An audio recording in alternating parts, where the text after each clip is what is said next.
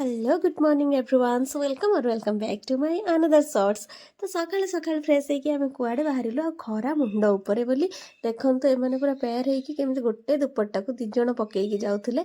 Then आमे बाहरिथिलु टिके बुलाबुली करिके आसिबु काइना हॉस्टल रे बहुत कम दिन तो दहीबरा देखिके क्राइविंग हला भाबिलु दहीबरा खाइबु किंतु कोन करबु एटा तो पड़ोसी वाला दहीबरा ना दहीबरा खाइबो तो भाई कटक रे कटक दहीबरा जे खाइथिबो ताको ई पड़ोसी वाला सॉस पका दहीबरा जमा भी भलो लागिबोनी किंतु भाईंकर दहीबरा एते भी खराब नथिला बाकी जहाँ भी मे भी भोक लागुଥିଲା ବୋଲି ଆମକୁ ଭଲ ଲାଗୁଥିଲା। ଆଉ ଆମ ସହିତ ଥିଲେ କଟକର ମ୍ୟାଡ଼ମ୍ ଯେଉଁ ଆମ ପ୍ରୀତି ମ୍ୟାଡ଼ମ୍ ତ କଟକର ଦହିବରା ତ ସେ ହିଁ ଜାଣିଥିବେ ଆଉ ତାଙ୍କ କଟକର ଦହିବରା କହିବା ମୋତେ ତାଙ୍କ ସ୍ମାଇଲ୍ ଟିକେ ଦେଖନ୍ତୁ କେତେ ବଢ଼ିଆ। ଦେନ୍ ମୁଁ ସେଇଠି ଗୋଟେ ମଗୁ ମଗୁ ପିଇ ଦେଇଥିଲି। ଦେନ୍ ଆମେ ଚାଲିଥିଲୁ ବସ୍ ଧରିଥିଲୁ ରାମ ମନ୍ଦିର ଯିବା ପାଇଁ। ଆଉ ମୋ ପାଇଁ ବହୁତ ଟଫ୍ ଥିଲା ଏମାନେ ମୋତେ ଟାସ୍କ ଦେଇଥିଲେ ତମେ ଆଜି ଯାହା ବି ହଉ ବସ୍ରେ ହିଁ ଯିବ ଆମ ସହିତ। ଦେନ୍ ଆମେ ଯାଇକି ପହଞ୍ଚିଲୁ ରାମ ମନ୍ଦିର ଖରା ବି ପୁରା ପ୍ରବଳ ହେଉଥିଲା। ମନ୍ଦିରରେ ଯାଇକି ପହଞ୍ଚିଲୁ ଆଉ ମନ୍ଦିରରେ ଠାକୁରଙ୍କ ଦର୍ଶନ ବି ଭଲସେ କରିପାରିନଥିଲୁ କିନ୍ତୁ ମନ୍ଦିର ଭିତରେ ଯାଇକି ବୁଲାବୁଲି କଲୁ। ଏଇଠି ସମସ୍ତେ ସମସ୍ତଙ୍କ ଦୀପ ବି ଲଗେଇ ଦେଉଥିଲେ। ମୁଁ ବି ମୋ ଦୀପ ଲଗେଇକି ଠାକୁରଙ୍କୁ ପ୍ରଣାମ କରିକି ଆମେ ଭାବିଲୁ ମନ୍ଦିର ଭିତରେ ଯାଇକି ବସିବୁ କିନ୍ତୁ ମନ୍ଦିର ଭିତରକୁ ଗଲାବେଳେ ଦେଖିଲୁ ଜଷ୍ଟ ଆମେ ପହଞ୍ଚିଲା ଭିତରେ ହିଁ ଠାକୁରଙ୍କ ପହଡ଼ ପଡ଼ିଗଲା।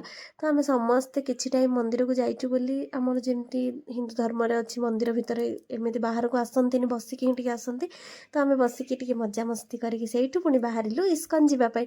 ପୁଣି ବସ୍ରେ ଆସିଲୁ ଆଉ ବସ୍ରେ ବସିବା ମାତ୍ରେ ହିଁ ସୁଭଦ୍ରା ଶୋଇବା ପାଇଁ କେମିତି ହେଲାଣି ଦେଖନ୍ତୁ। ଏଇଠୁ ବହୁତ ଅଳ୍ପ ବାଟ ଦେନ୍ ଆମେ ଯାଇ ଇସ୍କନରେ ପହଞ୍ଚିଲୁ ଆଉ ଯେଉଁଟା ରାମ ମନ୍ଦିର ହେଇନଥିଲା ଇସ୍କନରେ ଦେଖିକି ଏତେ ଖୁସି ଲାଗିଲା। ଆମେ ସମାନ ଯାଇକି ପହଞ୍ଚୁଛୁ ହିଁ ଆରତି ଷ୍ଟାର୍ଟ ହେଇଥିଲା ତ ମନଟା ପୁରା ଖୁସି ହେଇଗଲା ପୁରା ଶାନ୍ତି ବି ଲାଗିଲା କାହିଁକିନା ଯେତେ ଖରା ଯେଉଁ ଇଏରେ ଆମେ ଆସିଥିଲୁ ଖରାରେ ଗରମରେ କିଛି ଜଣା ହିଁ ପଡ଼ିଲାନି ଲାଗିଲା ସବୁ କିଛି ଭୁଲିଗଲୁ ଠାକୁରଙ୍କ ପାଖରେ। ଦେନ୍ ଭୋକ ବି ବହୁତ ଲାଗୁଥିଲା ଭାବିଲୁ ଠାକୁର ପାଖକୁ ଆସିଛୁ ଆଡ଼ୁ ସାଡ଼ୁ ନ ଖାଇକି ଆମେ ଟିକେ ଭଲ ଖାଇବା ଖାଇବୁ ବୋଲି ତ ସେଇ ମନ୍ଦିର ତଳେ ଯେଉଁ ଦୋକାନଟା ଅଛି ସେଇଠିକି ଆସିକି ଆମେ ଏମିତି ଯିଏ ଯାହାର ରୋଲ୍ କିଏ ପିଜ୍ଜା କିଏ ପଫ୍ କିଏ ମିଠା ଏମିତି କାକରା ମଣ୍ଡା ପିଠା ଏମିତି ସବୁ ନେଇଥିଲେ। ତ ମୋତେ ଇଚ୍ଛା ହେଲା ଏଇ ମାନେ ମିଠାଟା ଟ୍ରାଏ କରିବାକୁ ଏଇଟା ନା ମେ ବି ତାଡ଼ିଆ ସମଥିଙ୍ଗ ଏମିତି କିଛି ଥିଲା ଭୁଲି ଯାଇଛି ମୁଁ ତ ସେମିତି ହିଁ ଥିଲା ଆଉ ବହୁତ ସଫ୍ଟ ଥିଲା ବହୁତ ଟେଷ୍ଟି ଥିଲା। ଦେନ୍ ଦିଦି ମୁଁ ଭାବିଲୁ ଆମେ ଅଲରେଡ଼ି ଏତେ ଗରମ ଲାଗୁଥିଲା ଭାବିଲୁ ଆଇସ୍କ୍ରିମ୍ ଖାଇବା ବୋଲି ତ ଦିଦି ମୁଁ ଆଇସ୍କ୍ରିମ୍ ଖାଇଥିଲୁ।